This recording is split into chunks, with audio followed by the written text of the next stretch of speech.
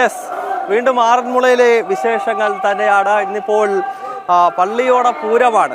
ഉച്ച കഴിഞ്ഞാൽ 52 പള്ളിയോടങ്ങൾ എത്തുന്നു. ആദ്യഘട്ടത്തിൽ ജലഘോഷയാത്ര പ്രൗഢഗംഭീരമായി നടക്കും. അതിനുശേഷമാണ് മത്സര വള്ളംകളി നടക്കുന്നത്. 1972 ആരംഭിച്ച മത്സര വള്ളംകളി ഇപ്പോഴും വീറും വാശിയുമായി 52 കരകൾ തമ്മിൽ മത്സരിക്കുകയാണ്. ഒപ്പം നേരത്തെ സജിത് പരമേശ്വരൻ ചൂണ്ടിക്കാണിച്ചതുപോലെ പരസ്പര ബഹുമാനത്തോടു കൂടിയാണ് പള്ളിയോടങ്ങൾ പോകുന്നത്. വിനോദ, നമ്മുടെ 2 പ്രതിനിധികൾ ഇപ്പോൾ തിരുവോണത്തോണിക്കൊപ്പമാണ്. അപ്പൊ നേരത്തെ തിരുവോണത്തോണിയുടെ ഐതിഹ്യം ഒന്ന് പറഞ്ഞിരുന്നു.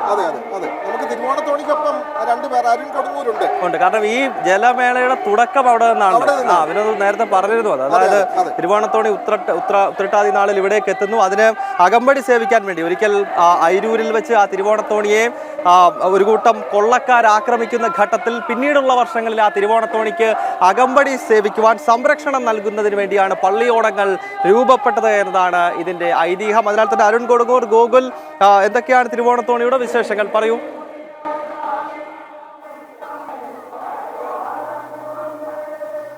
തീർച്ചയായും പള്ളിയോടം എന്നത് ഏറ്റവും പ്രധാനപ്പെട്ടത് ആണ്.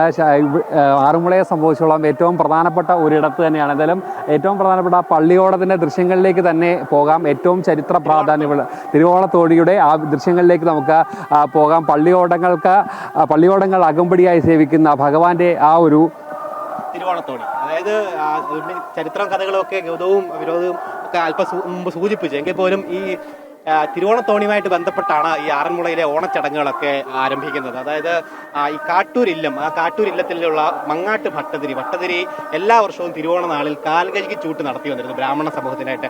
അപ്പോൾ ഒരു വർഷം ഇത്തരത്തിൽ ഒരു ബ്രാഹ്മണനും വന്നില്ല, അദ്ദേഹത്തിന്റെ ഊണ് കഴിക്കാനായിട്ട്, കാൽകഴിച്ച് ഊണ് കഴിക്കാനായിട്ട് വന്നില്ല. അപ്പോൾ അദ്ദേഹം സ്വാഭാവികമായിട്ടും നോവുണ്ടാകുകയും ഒപ്പം വലിയ വിഷമിക്കുകയും ഒക്കെ തന്നെ ചെയ്തു. പക്ഷേ അന്ന് വൈകുന്നേരത്ത് അദ്ദേഹത്തിന് മുന്നിൽ ഭയങ്കര തേജസ്സോട് കൂടിയിട്ടുള്ള ഒരു ബാലകൻ പ്രത്യക്ഷപ്പെടുകയാണ്. ആ ബാലകൻ ആ കാലുകഴുകി ചൂട്ടിന് വിധേയനാവുകയും ചെയ്തിട്ടുണ്ട്. അന്ന് ഈ മങ്ങാട്ട് ഭട്ടതിരിക്ക് വലിയ സന്തോഷവും ഉത്സാഹവും ഒക്കെ ഉണ്ടായി ആ ഒരു സംഭവത്തിൽ. അന്ന് രാത്രി അദ്ദേഹം നിദ്രയിലാണ്ട സമയത്ത് ഇത്തരത്തിൽ ഭഗവാൻ സ്വപ്ന രൂപത്തിൽ വന്നിട്ട് താൻ തന്നെയാണ് ആ ബാലകനായിട്ട് അദ്ദേഹത്തിന്റെ മുന്നിൽ വന്നതെന്നും ഇനിയുള്ള വർഷങ്ങളിൽ തിരുവാറന്മുളയിൽ എനിക്കുള്ള ഓണ വിഭവങ്ങൾ എത്തിച്ചാൽ മതി എന്ന തരത്തിൽ അദ്ദേഹത്തിന് ഒരു സ്വപ്ന ദർശനം നൽകുകയും ഒക്കെ തന്നെ ചെയ്തിട്ടുണ്ടായിരുന്നു. അതിന്റെ തൊട്ടടുത്ത വർഷം മുതലാണ് ഇത്തരത്തിൽ തിരുവോണ നാളിൽ മങ്ങാട്ട് ഭട്ടതിരി ഓണവിഭവങ്ങളുമായിട്ട്, തിരുവാറന്മുളയപ്പനുള്ള ഓണവിഭവങ്ങളുമായിട്ട് വഞ്ചിയിൽ കയറി പമ്പാ നദിയിലൂടെ തിരുവാറന്മുള ക്ഷേത്രത്തിൽ എത്തുന്ന ആ ചടങ്ങ് ആരംഭിച്ചത്. അങ്ങനെ ഇത്തരത്തിലൊരു വേളയിലാണ് ഈ ഇവിടെയുള്ള മാടമ്പിമാർ, ഈ 2 കരയിലുമുള്ള മാടമ്പിമാർ, കോവിലന്മാർ എന്നാണ് അവർ അറിയപ്പെടുന്നത്. അവര് തിരുവോണത്തോണിയെ ആക്രമിക്കുന്ന ഒരു സംഭവം ഉണ്ടായി. അപ്പോൾ ഈ കരനാഥന്മാർ, ഇവിടെയുള്ള 18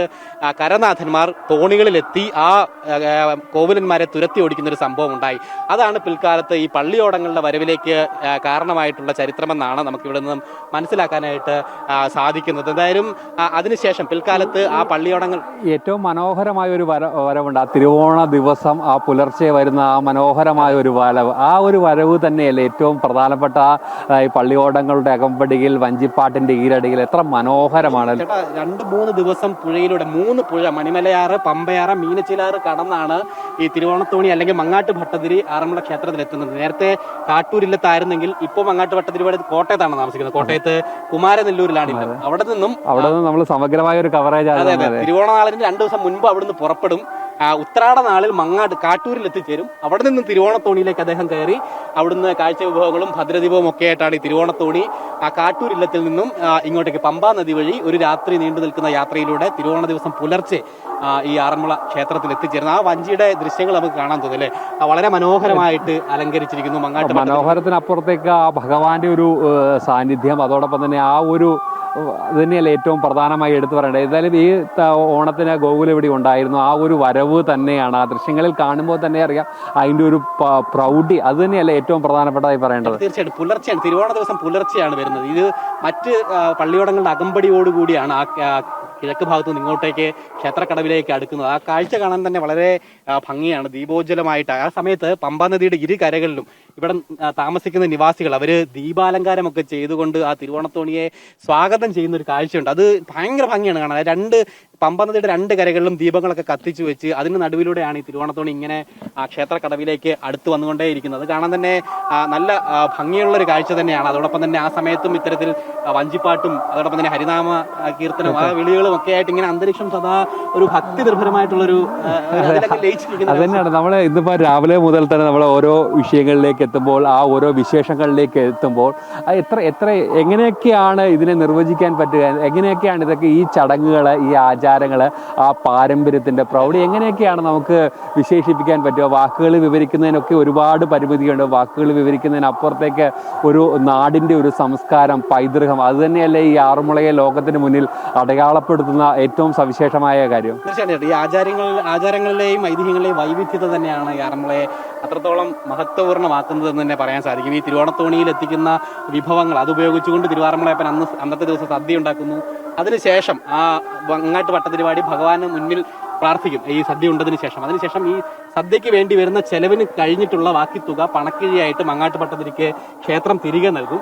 ആ തുക ആ പണക്കിഴി ഏറ്റുവാങ്ങി ക്ഷേത്ര ഭണ്ഡാരത്തിൽ തന്നെ അദ്ദേഹം നിക്ഷേപിച്ചതിന് ശേഷം ഭഗവാനെ തൊഴുത് തിരികെ മങ്ങാട്ടില്ലത്തേക്ക് യാത്രയാകുന്നതോടു കൂടിയിട്ടാണ് ഈ തിരുവോണത്തോണിയുമായി ബന്ധപ്പെട്ട ചടങ്ങുകളൊക്കെ പരിസമാപ്തിയാകുന്നത്. പക്ഷെ അതിനുശേഷം ഈ അകമ്പടി സേവിച്ച പള്ളിയോടങ്ങളെ ആളുകൾക്ക് കൂടുതൽ സമയം കാണണം എന്നുള്ളൊരു ആവശ്യം ഉണ്ടായതോടു കൂടിയാണ് ഇതൊരു ജലക്രീഡയായിട്ട് അല്ലെങ്കിൽ ഒരു ജലമേളയായിട്ട് പിൽക്കാലത്ത് പരിണമിക്കുകയും ഉത്രട്ടാതി നാളിൽ ഇത്തരത്തിലൊരു വലിയ ജലമേള 52 കരകളിലെ പള്ളിയോടങ്ങൾ പങ്കെടുക്കുന്ന ഒരു വലിയ മത്സര വള്ളംകളി എന്നുള്ള രൂപത്തിൽ ജലമേളയായിട്ട് ക്രമീകരിക്കുകയും ഒക്കെ തന്നെ ഉണ്ടായത്. അങ്ങനെ വലിയ വിപുലമായിട്ടുള്ള ഓണാഘോഷം തന്നെയാണ് ഈ ആറന്മുളയുമായി ബന്ധപ്പെട്ടുള്ളത്. ഇന്നത്തോടുകൂടി ആറന്മുളക്കാരുടെ യഥാർത്ഥ ഓണം ഇന്ന് എന്ന് പറയാം. തീർച്ചയായിട്ടും അത് തന്നെ ഒരു വലിയ ആഘോഷം, 52 കരക്കാരുടെ ഒരു വലിയ ആഘോഷം. എന്തായാലും ആ ഒരു വിശേഷങ്ങളിലേക്ക് തന്നെ നമുക്ക് പോകാം. എന്തായാലും ഗൗതത്തിലേക്ക് പോകാം. എന്തായാലും ഏറ്റവും പ്രധാനപ്പെട്ട ചടങ്ങുകളിലേക്കൊക്കെ തന്നെ ഇനി പോവുകയാണ്. ഇനി ക്ഷേത്രത്തിൽ നടക്കുന്ന ഏറ്റവും പ്രധാനപ്പെട്ട ഒരു ചടങ്ങ് ശിവേലിയാണ്. ശിവേലിയുടെ ചടങ്ങുകൾ തത്സമയ ദൃശ്യങ്ങളിലേക്ക് കൂടി നമുക്ക് അല്പസമയത്തിനുള്ളിൽ പോകാം. ഗൗതം,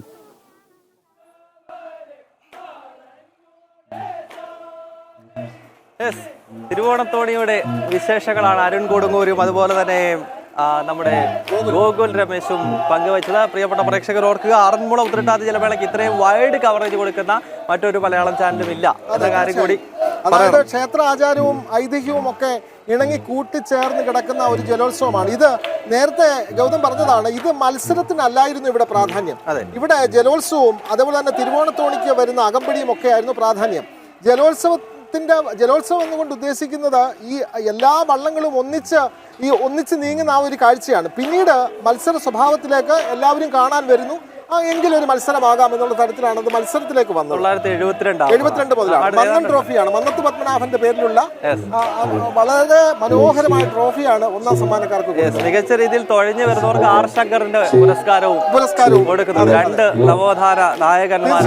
കേരളത്തിലെ ഹൈന്ദവ ഏകീകരണത്തിന് നവോത്ഥാനത്തിനൊക്കെ നേതൃത്വം കൊടുത്ത 2 മഹാരഥന്മാരാണ് മന്നവും ആർ ശങ്കറും. അവരുടെ പേരിലുള്ള 2 ട്രോഫികളാണ് ഇവിടെ ജലോത്സവത്തിൽ വിജയിക്കുന്ന പള്ളിയോടങ്ങൾക്ക് ഓരോ വർഷവും നൽകുന്നത്.